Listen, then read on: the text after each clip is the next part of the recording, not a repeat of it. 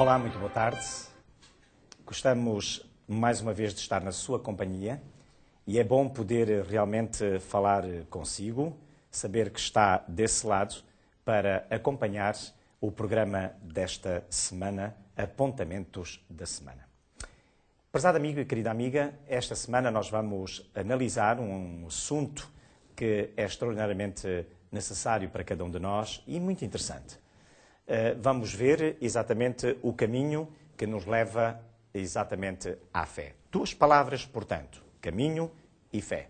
Se tivermos em conta que o Senhor Jesus disse que Ele é o caminho, então, e se tivermos em conta que fé é uma possibilidade de termos uma relação com, então nós poderemos dizer que este Jesus é aquele que está interessado em que eu e cada um de nós que está aqui, assim como o meu amigo e a minha amiga, tenhamos uma relação com Ele. Bem, mas para analisar esta temática, a temática desta semana, temos connosco o pastor Paulo Lima, a Joana. Boa tarde. Boa tarde. Espero que estejam bem. Aliás, Bem, vocês estão sempre bem, aliás, Sim, não é tem que verdade? ser, não é? E vou desde já começar com uma pergunta que eu quero dirigir ao pastor Paulo Lima. Portanto, no entender de Paulo, Sim. e uma vez que o título deste tema é o caminho para a fé, no entender de Paulo, a lei é contra as promessas de Deus? É uma opositora? Opõe-se?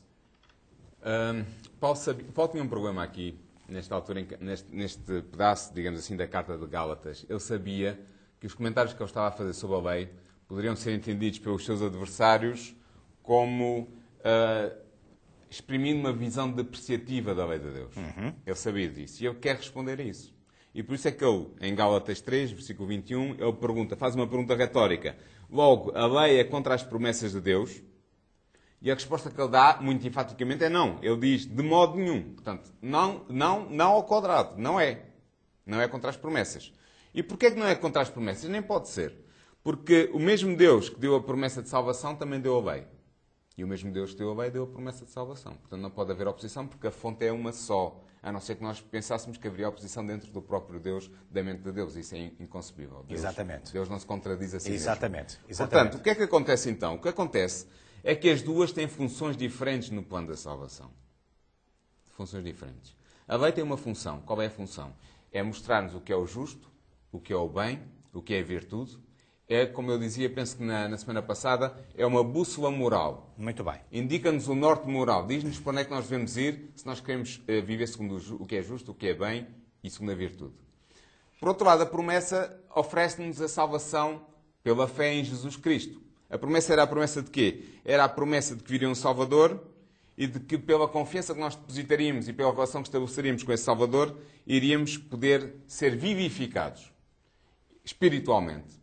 E temos assim a possibilidade de aceder ao reino de Deus, como eu disse, baseado na promessa do Salvador. Mas há aqui uma oposição, não. Porque o Salvador é o único... A relação que nós estabelecemos com Ele por meio do Espírito Santo é o único que nos pode vivificar espiritualmente. A lei não o pode fazer. A lei indica-nos o caminho, mas não nos diz como é que nós podemos lá chegar. Muito bem. Não nos vivifica, não nos transforma, nos justifica. Exatamente. Ok? E se Deus tivesse percebido isto, que sim senhor, a função, o papel da lei seria esse, então Ele teria, portanto... Nunca seria dada a promessa do Salvador, não era necessária. Bem. Muito bem. Nunca Se seria.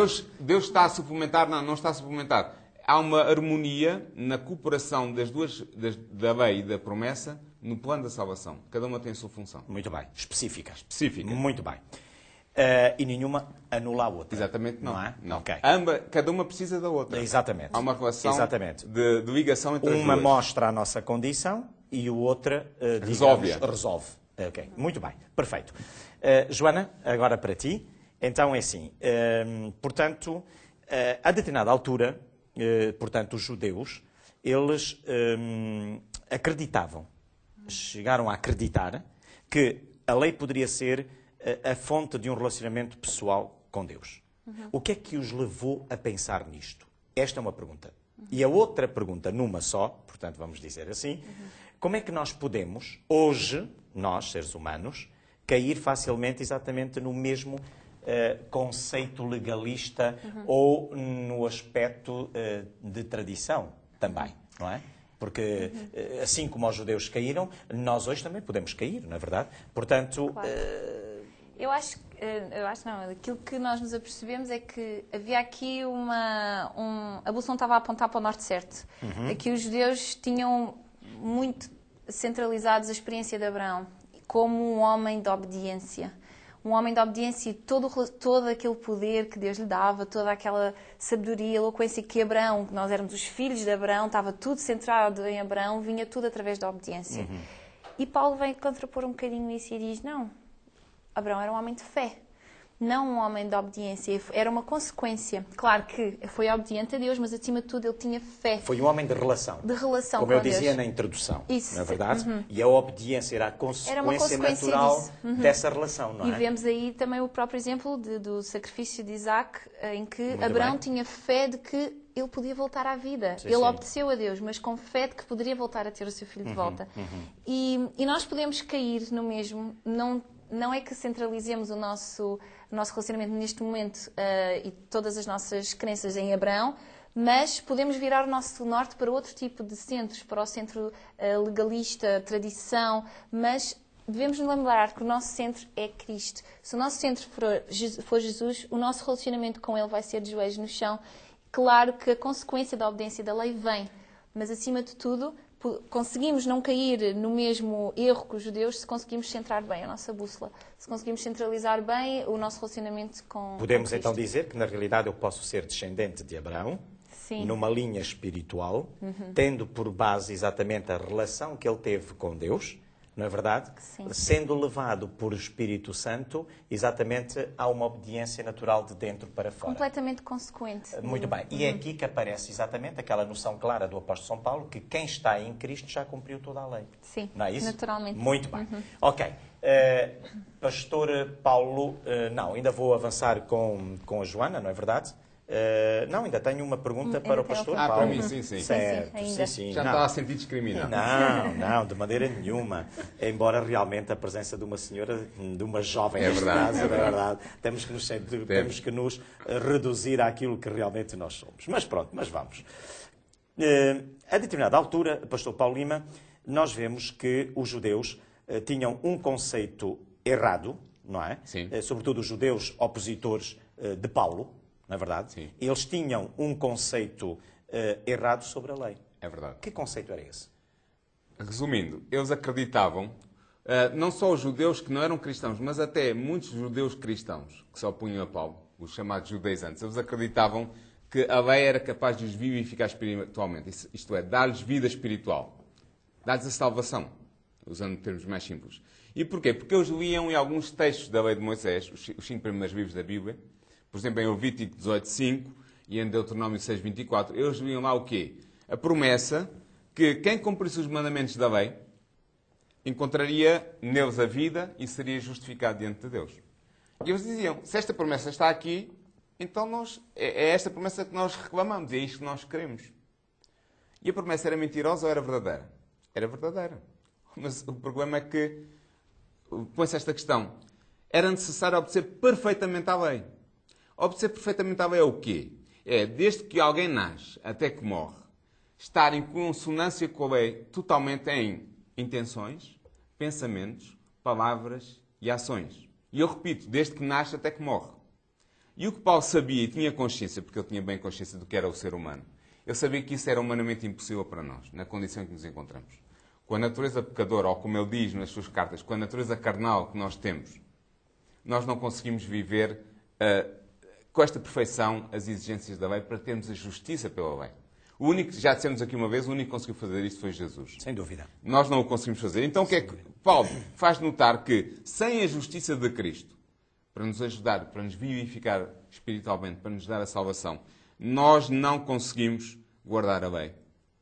Por causa da nossa natureza pecadora. Então o que é que isto nos diz? Diz-nos que só a ação do Espírito Santo no nosso coração, daqueles que aceitam a promessa que Deus faz de nos dar a salvação em Cristo Jesus, só aqueles que põem fé no Salvador, só esses podem ser vivificados.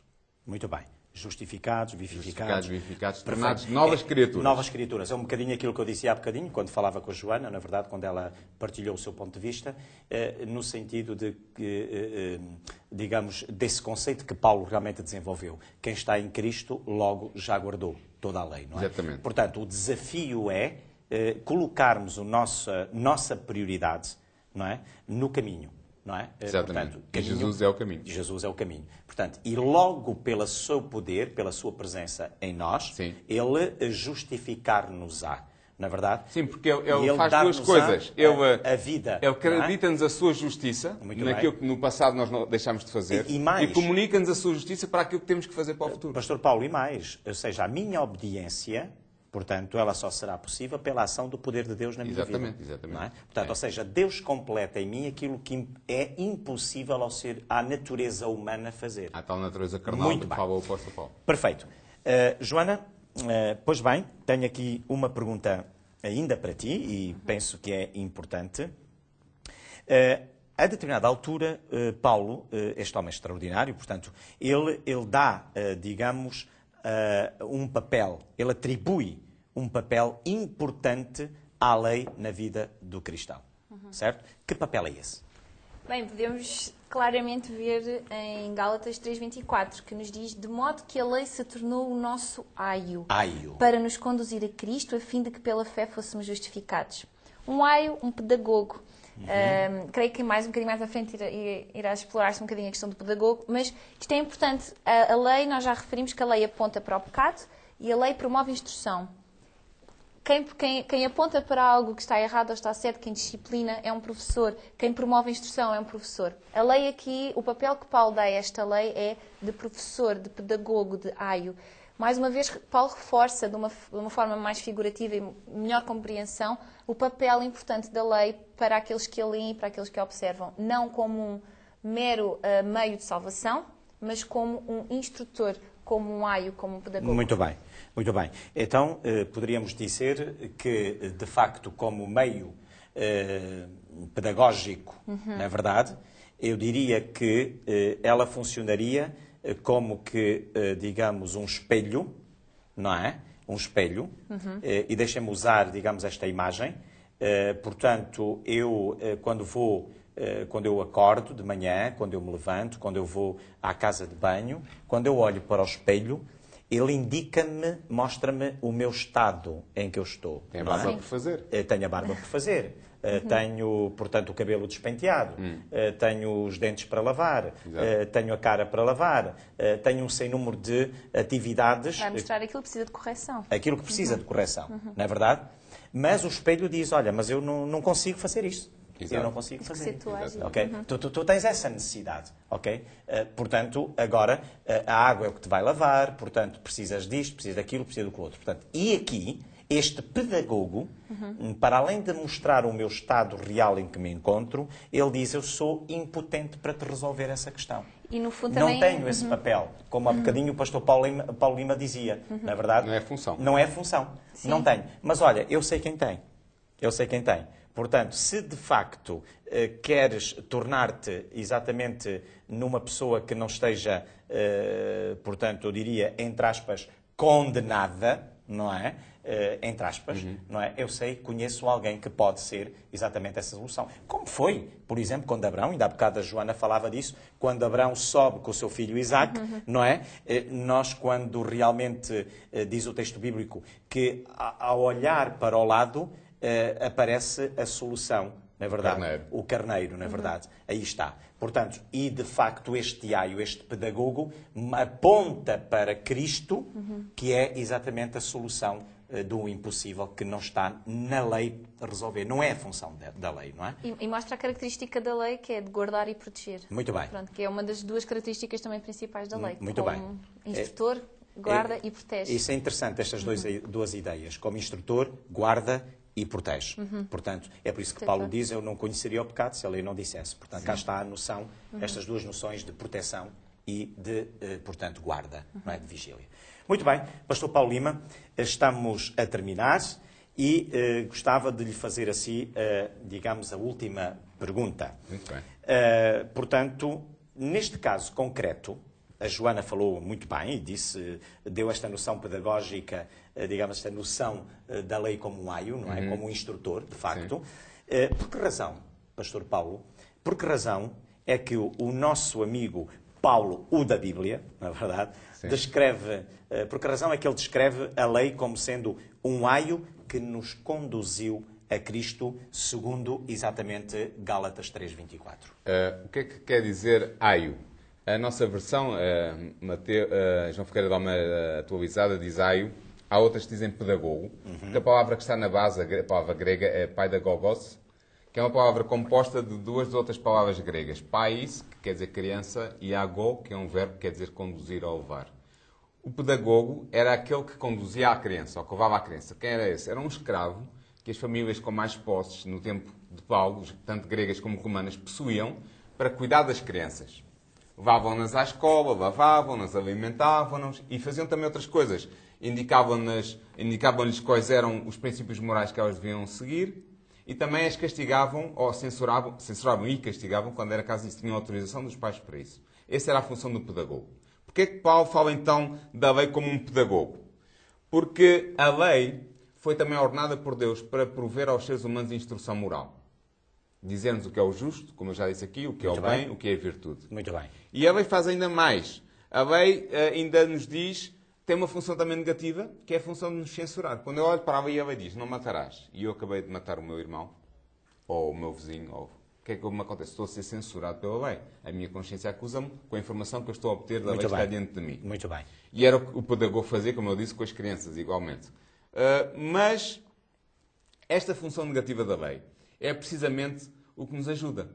Porquê que nos ajuda? Porque além da lei nos guardar quando nós lhe obedecemos, quando nós lhe desobedecemos, ela indica-nos a solução para o problema do pecado, que é a desobediência à lei. E essa solução está em Cristo. Por isso é que a lei é um aio, há um pedagogo, um escravo, que pega nas criancinhas e as conduz para o mestre de escola, que as vai ensinar, que lhe vai resolver o seu problema de ignorância. E nós temos um problema com o pecado. E a lei pega em nós e leva-nos ao Salvador, que é onde está a solução para o problema do pecado. A solução para o restabelecimento espiritual do ser humano e também o seu restabelecimento moral. Muito bem. Agora, só para terminar, assim o que nós vemos é que a lei e a graça que é obtida pela justificação pela fé no Salvador não estão em contraposição uma com a outra, mas como já dissemos aqui, são duas funções diferentes no plano da salvação que se complementam. Em que se complementam e que não podem existir separadamente. Muito bem. Eu penso que o pastor Paulo Lima acabou de, enfim, em beleza com esta explicação que acabou de partilhar com cada um de nós. Ele usou uma palavra que eu gostaria neste momento de repescar, até porque ela vai ser exatamente, vai servir de introdução para o tema da próxima semana. Escravos. É exatamente. Portanto, na próxima semana, meu querido amigo, minha querida amiga, nós vamos exatamente estudar esta passagem da nossa condição de escravos a herdeiros. Eu acho que isto é extraordinário. Nós vamos exatamente analisar isso em conjunto. Vamos, na próxima semana, voltar a encontrar-nos e vamos ver, de facto, a brilhante, digamos, a forma brilhante como Deus realmente nos leva da nossa condição de escravos até a de herdeiros de uma nova pátria e de uma nova terra. Prezado amigo, prezada amiga, para mim foi realmente um prazer estar de novo consigo. E tenho a certeza que também foi para o pastor Paulo Lima e para a Joana. E, portanto, nós voltaremos a marcar encontro para a próxima semana. Um abraço a si, ao pastor Paulo, à Joana. E para a semana cá estaremos para tratarmos deste assunto tão importante. Que Deus o abençoe.